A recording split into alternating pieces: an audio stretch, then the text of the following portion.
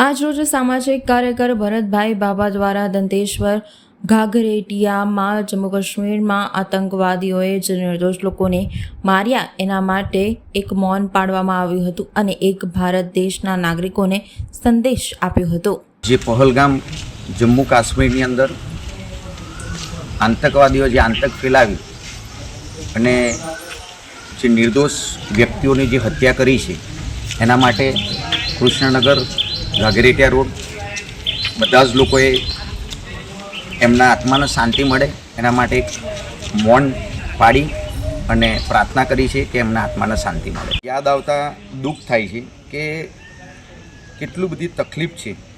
એનું રીઝન કે એમને એક બેસ્ટ વસ્તુ કીધું છે રાહત ઇન્દોરીએ, ભાઈ સરહદોं पर बहुत तनाव है क्या, कुछ पता तो करो चुनाव है क्या। આ ચુનાવ આવી રહ્યો છે, પહેલાં પણ પુલવામા થયું હતું તે વખતે બી ચુનાવ આવ્યો હતો। આ એક રાજનીતિ સ્ટન્ટ છે અને આપણે સમજવું જરૂરી છે।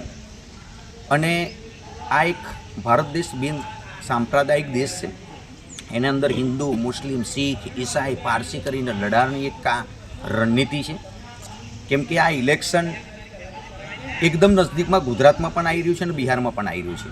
બાકી તમે વિચાર કરો કે ત્યાં પહોંચવું એટલે એક ઘોડા ઉપર કાં તો ચાલતા જ જવું પડે, કોઈ વ્હીકલથી જવાય નહીં, તો આતંકવાદીઓ આવ્યા ક્યાંથી? એટલે આ એક પ્રી પ્લાનિંગ હોઈ શકે અને ભારત દેશની અખંડિતતાને એક તોડવા માટેની કોશિશ છે।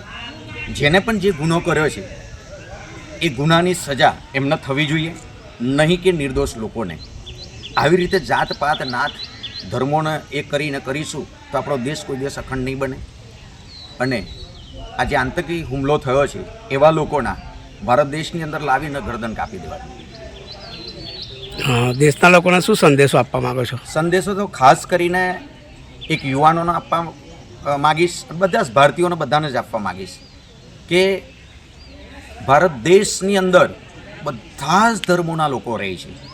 ભારત દેશ આપણી એક સંસ્કૃતિ એવી છે, તો આ રાજનેતાની રાહે ના ચાલશો, કે આ નેતાઓ જે છે પોતાના રોટલા શીખે છે અને આ નેતાઓ તમને પોતાને ગેરમાર્ગે દોરી રહ્યા છે। ધર્મના નામે એ વોટ ખંખેરી સત્તા ઉપર બેસી અંદર લડાવે છે।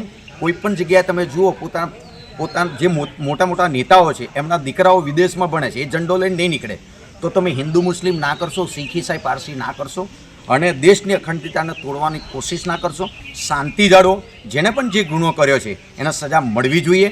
અને ખાસ કરીને એવું કે આપણે ધર્મના લઈ જાતિને લઈને લડવું ના જોઈએ, આપણા દેશની અખંડિતતાને આપણે જાળવી રાખવી જોઈએ। જય ભારત।